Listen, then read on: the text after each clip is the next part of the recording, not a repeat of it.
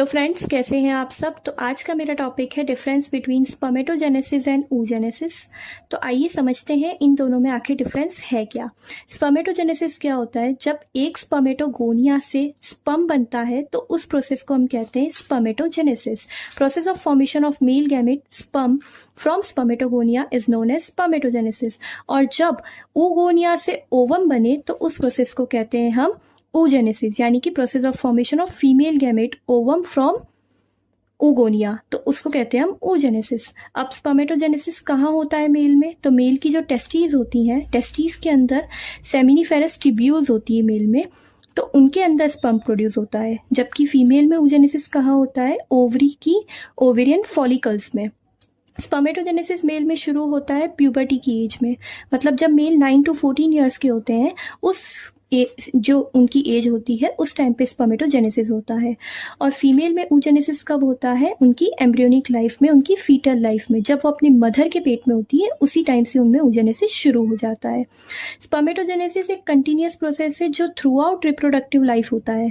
Mail की जब तक रिप्रोडक्टिव लाइफ चल रही होती है तब तक उनमें स्पर्मेटोजेनेसिस यानी कि स्पर्म प्रोड्यूस होता रहता है। पर फीमेल में ऐसा नहीं होता है। फीमेल में ये प्रोसेस डिसकंटिन्यूस है, जो कि रिज्यूम होता है उनकी प्यूबर्टी की एज में, और फिर कहाँ जाके बंद हो जाता है, कहाँ एंड होता है इसका? मेनोपोज में। जब भी फीमेल का मेनोपोज आता है उस स्टेज में उनकी oogenesis भी, यानी कि ओवम जो प्रोड्यूस होता है वो भी नहीं हो पाता है, oogenesis स्टॉप हो जाता है।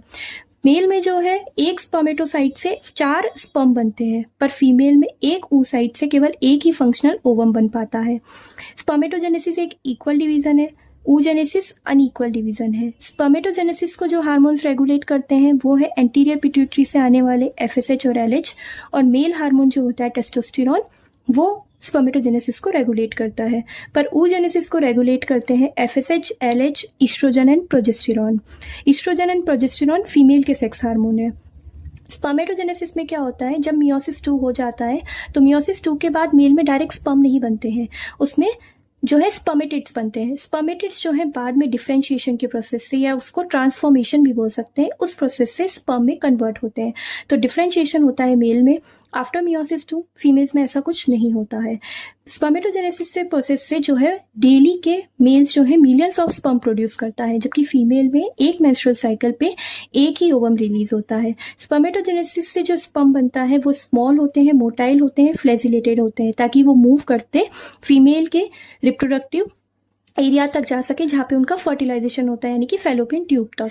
और ओवम जो होते हैं वो लार्ज, नॉन मोटाइल और न्यूट्रिएंट रिच होते हैं। Thank you so much for watching. I hope आपको ये वीडियो समझ आई।